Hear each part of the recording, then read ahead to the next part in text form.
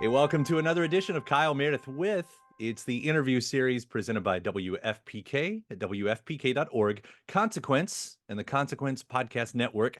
Thanks as always for making your way here, for checking out the series. You know what to do. If you like what you see, what you hear, hit that subscribe button.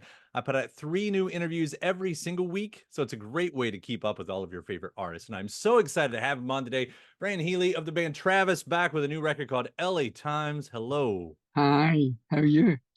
I'm doing great. It's so nice to see to meet you on here. Been a fan for a long time, and this new album is instantly one of my favorite things that you've ever done. I didn't Oh, know great. what, yeah, I did. You never know what to expect, and you I'm have glad you've heard consistently. it because no one's they're not letting anyone hear it at the moment. But that's great you've heard it. I'm Oh, happy because I'm like, you got to get it, like, please will you let people hear this? So that's good.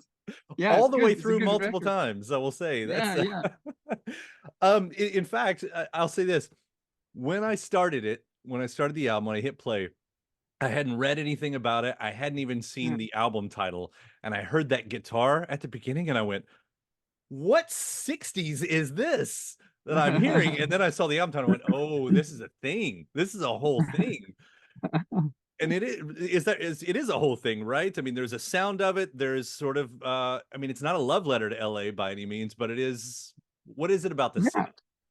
Well, Ellie is, I keep saying it, it's the coal miner's canary for the world at the moment. To live in LA, you really are. It's like if Ellie was a person's body and that person went to a um physiotherapist, it's the bit on the body where the physiotherapist puts his finger and you go, oh, fuck's sake, don't touch there, right? That's LA. And that's like in America right now, because you've got LA's like it's everything's happening here, good and bad. And it's a pressure point and it's a flashpoint, and we're all living on kind of this. There's something in the air at the moment. I mean, it's always been one of these vital cities to live in, but I think right now it's even more so. Somehow, I've lived here for 7 years, and every album we put out, the people are like, "Oh, man, I lived in Berlin for 10 years," and that was a trip, but it never found its way into the music very much. And then, but living here, the last record that was the same. I'd been here for like 4 years and nothing, but this record seems to have something slipped in. You eventually absorb it and then you secrete it. Did you like when did you notice that it was becoming that kind of record?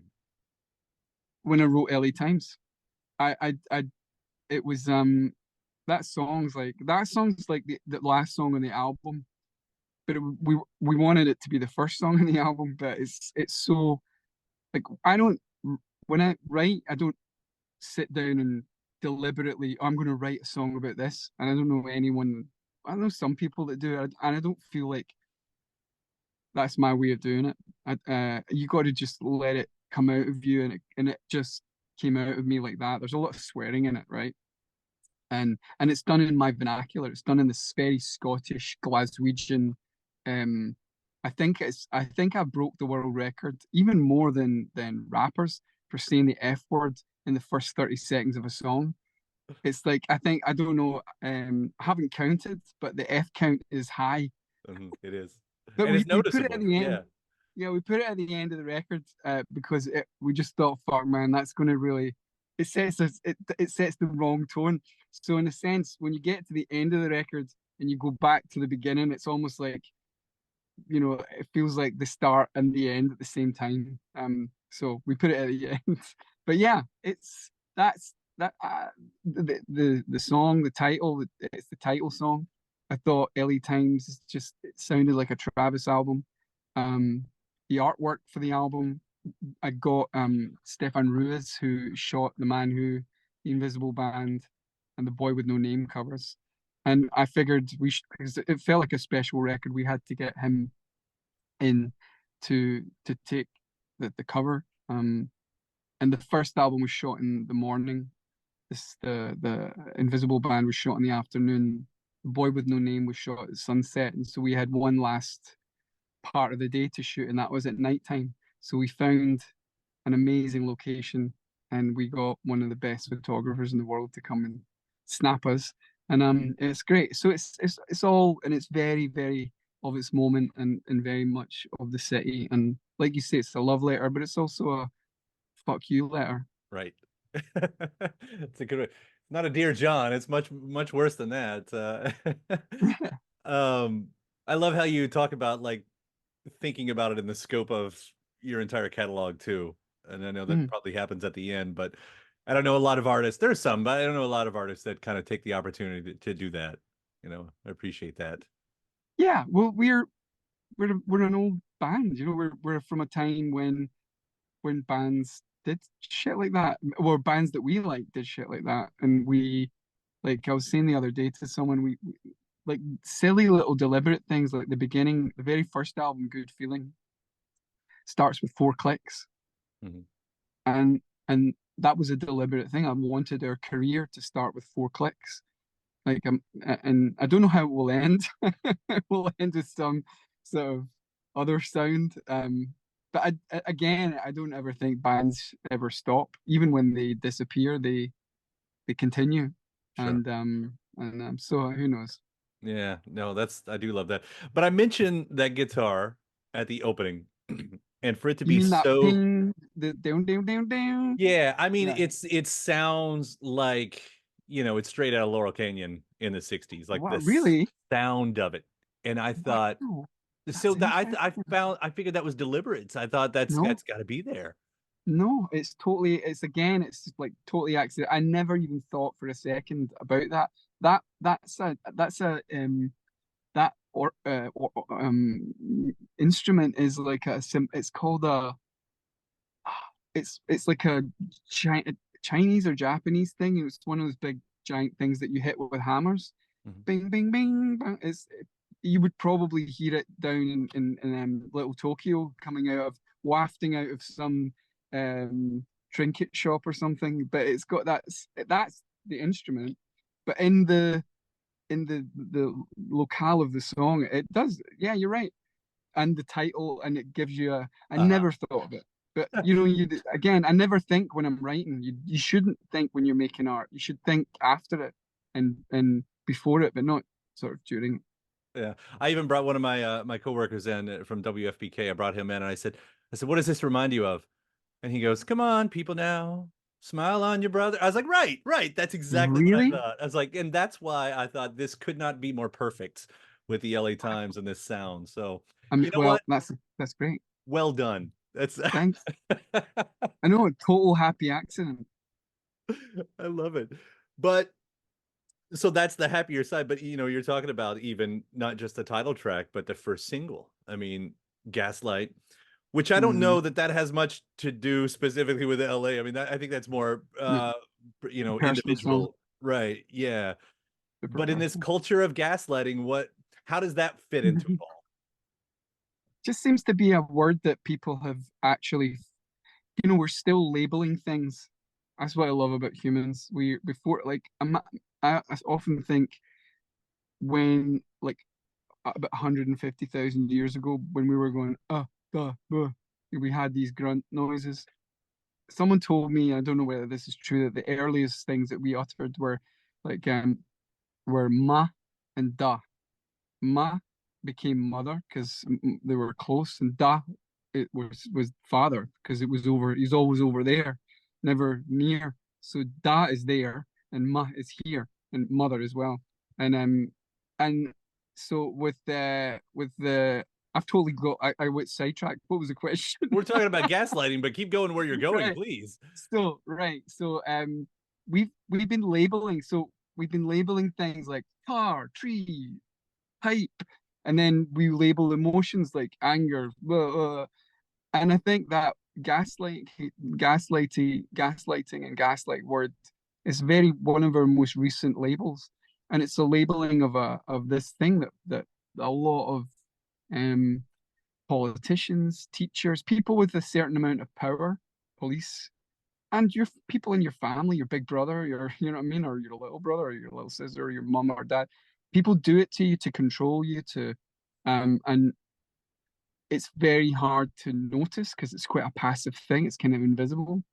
But when you do notice it, um, it's quite an eye opener. And I think everyone's brushed up against a bit of gaslighting, especially in this time we live in, where everyone can hide behind an avatar in their bedroom and say whatever it is they want. You know, the social media has kind of brought out the the the absolute worst side of people's personalities, because they say it's the town square, but really, would you go up and say some of the things that people say to people online up to their face? Of course not. You wouldn't say it in a bar in Glasgow. You'd get thrown out, you know? Yeah. So it's not the town square. It's absolutely it's the opposite of the town square. There's no civility. There's all of this. So people are doing it more and more and more. So I think gaslighting is quite a, and again, I read somewhere that it was the most looked up word on the internet. So I feel like I'm not the only one, you know, and I like the idea of a song that addresses something. The person who it's about will know it's about them. Oh, they will. And I very rarely have written songs directly, like fuck you songs, Mhm. but I've written a couple, and that's one of them. Does is I hope that you spontaneously combust another one? When I went into the studio, when we were about to start recording with Tony Hoffer, he's an amazing producer, and we've been wanting to work with Tony forever. I walked into the studio, and then we had the track listing, and he's like, he points to this. This is the one that he's like, if you look at the back of a record, you're going, I want to hear that song. Like, how did you fit this into a, you know, um, no, well, you know, that song's about. I'm not a big fan of social media because of exactly what I said. Because it's allowed people to be their worst selves. Um, Not everyone's like that, but I have this other nice thought as well that goes with that, of how, you know, if if you are feeling okay, so you're driving in your car and you're feeling okay, and then someone flips you off or does something or calls you out, uh, is nasty to you in any way, or it doesn't have to be in your car, it could be anywhere, and you feel horrible after it. I keep saying, and I've got to tell myself this, because what you do is you sort of own that. You're like, oh, I feel horrible. But that's you're feeling how they feel. Hmm. They've just made you, you've just tasted their chocolate. You know, I was saying to a friend, it's like everyone's got like a chocolate mousse stuck on their head and you get to taste it. And there's a lot of sour mousse out there. And that's why I don't go on a lot of these things and I don't like them. So yeah, spontaneously combust is about that. It's about these people who they're kind of like they're very myopic. Is it myopic or myopic? Myopic, sort of. What's the word? Narcissistic people who are they're addicted to people watching them and getting attention, and they'll do anything to get it. They'll be mean to get it.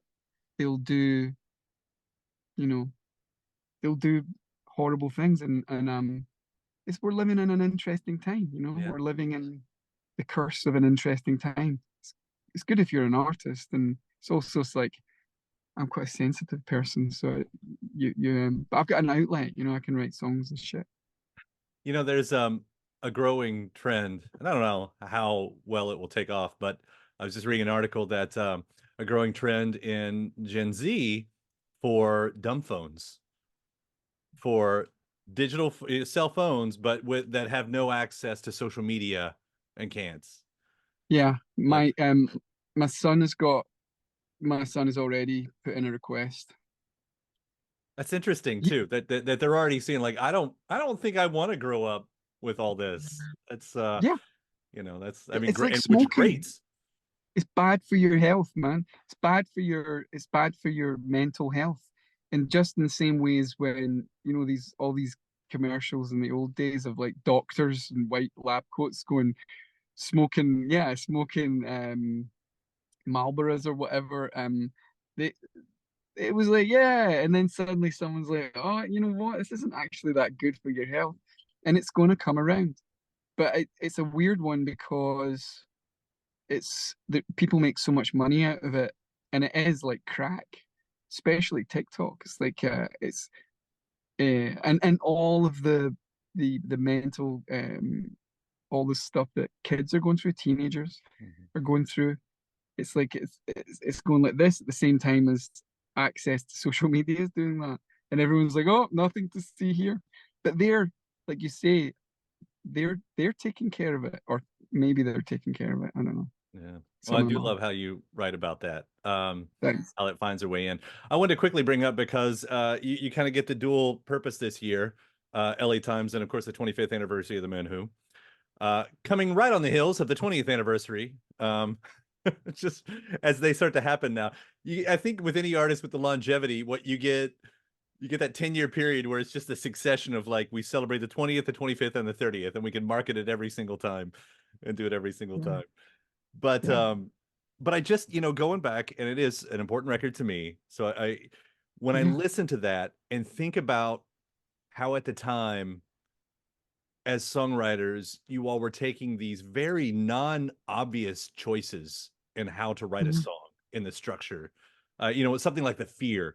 There are these very non-obvious moments in that. Now that you've learned more as a songwriter, do you Mhm. find that it's still as accessible to go those routes? Because for a lot of artists, it becomes harder to take those same kind of chances.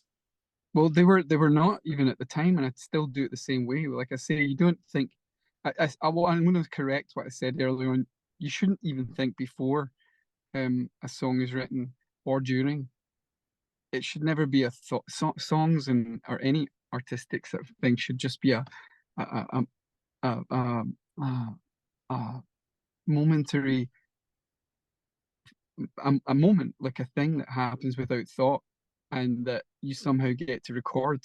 Um, a goal in a soccer match or football, as we call it, match is the same thing. You're like it will never happen again. It's never happened before, but you've just recorded it. I was listening last night. I was driving around, and I put on the soundtrack. I don't know why, but I put on the soundtrack to the original Wizard of Oz, Mhm.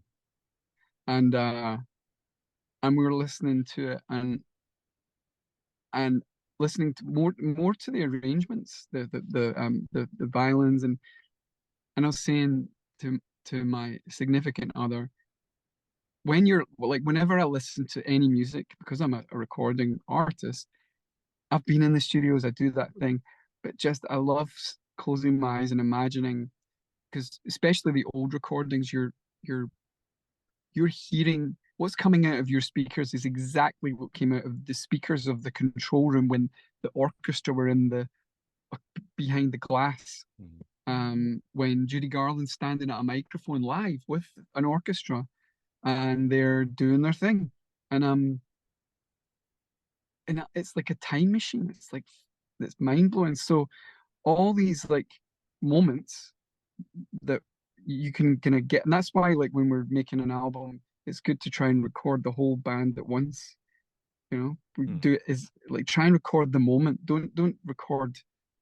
There's no such thing as a song, really. It's like you're recording these moments. Um, so no, there was no thought. There was never, and there's never been thoughts, and I hope there never will be. And I think that's why I can still write pretty decent songs and still express myself, because I'm not trying to express myself. It just like bleh, it just Mhm. comes out, and you don't know what it's going to be when it comes out.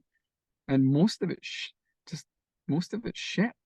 But if you sift through the shit, you'll find maybe a couple of little diamonds. You've got plenty of those diamonds. I will say Oh, that. thanks, Yeah, thanks. I mean that. I also, with that album in mind, because of the legacy it has, how it foresaw the I don't know, I say the softer side of Britpop, that kind of came after it. Hmm. Um, but listening to the B-sides and thinking that was a choice that you all made, that could have been a very different album. It still could have been. I mean, you had heavier songs in those B-sides, Mm. that I think just as strong of a song, and for you all to have made that choice just at the right moment. I know there's a lot of luck and timing and a lot of things in this industry Yeah. that we later call genius. Mm. And that to me is one of those genius moments that was probably Mm. a little bit of luck. Well, yeah, we were sitting just before The Man Who came out. We did an interview with a journalist who's still writing called Mark Beaumont. And Mark worked for the NME, and he's always like he's a bit of a gobby guy and a bit like Britpop, but cool. He's a great writer, and that was his persona. He was sort of developing this thing, and at the end of the interview, when he'd been doing his thing and stopped the tape, he's like, "Between you and I think this album is insanely good." He's like, "It's brilliant." He's like, "But it's commercial suicide." And we were like, "Oh, fucking hell, man." We were really all around before that album came out. It was a it was a really tense time for the band because we were you're in this time of like real big up tempo, big giant hit songs, um and here was this very, very slow, almost like sleepy album coming out in the middle of summer with like a snowy cover, and it didn't make none of it made sense, and yet it took off, and really it's made me realize, or it made me realize that there are no sure rules. It's all just pure luck, total fucking luck. Yeah. Well, I really do think, and I really mean this, that LA Times is just as good as The Man Who, Oh, note for but note. I tell you, listen, they're like different kids to me, but the LA Times, I've lived with that album now for a year. Mhm. We sat on it for a year. Um, and I was saying last night we're cutting the video for Bus, which is the first track of the album. Mhm. And and it's like that's how you know that's if you have enough time. I'm only interested like in writing songs that you're like, I want it to be around in 25 years. You kind of hope that it, and not just like again, I'm not I can't stop talking in analogies, but I was saying to a friend like you've got like all the bands sitting on, in fact on Bus, this is how Bus came about. I was talking to Sandy Shaw, Sandy Shaw. Mhm. Mhm. I walk along the lonely streets you used to, right? So Sandy's a friend of mine, and she's fucking brilliant. Sandy is a she's amazing. And we got into talking about songs and pushing your song out there and how bands become big and some bands nothing happens. And I was like, it's just like this giant lake and all the bands are in their little boats. And the sail of the boat is the song. And you could have this like a giant sail of like a what would it be? Come on, baby, light my fire. Or, like or a Hey Jude or a all the single ladies or whatever. That's your sale. And then everyone's out there, and the luck is this gust of wind that comes along. And if if it catches your sail, and it only catches maybe a few boats every year, you will go forever. You'll sail for 25 years. Mhm. Your song will go on forever and ever and ever.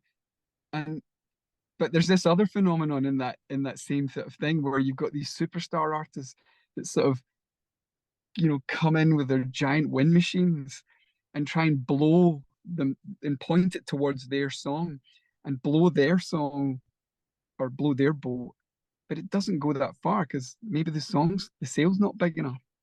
But it looks like they're moving, but it's all artificial. So if you're in a band, everyone's looking for that. Harry Styles with that song As It Was. Is that right? Mhm. Yeah, As It Was. That's still in the on the airplay chart in the UK, and it was out like what 3 years ago.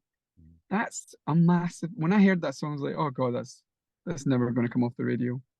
It's a lovely tune. So but the great thing is it can be a little tiny band that you never heard of, and they get lucky, like Travis back in the day, or a superstar act might get one. You never know, and that's what's exciting about being in a band. There's no rules. Well, I love what you've done. Congratulations on LA Times. I seriously mean that. Thanks. Fran, thanks so much for taking the time to talk about it. Thank you. Thanks for having me. Yeah. And thanks to my guest. Also, thanks to you for checking out the episode in the series. Before you get out of here, hit that subscribe button. Again, you get 3 brand new interviews every single week. New one every Monday, Wednesday, and Friday at right here on YouTube, or of course anywhere in podcast land, including iTunes, Apple Podcasts, Spotify, Podchaser, NPR, or WFPK.org as well. A great way to keep up with your favorite artists and discover new ones as well. Then after that, actually head over to WFPK.org. That's where I do a show Monday through Friday, 6 p.m. Eastern.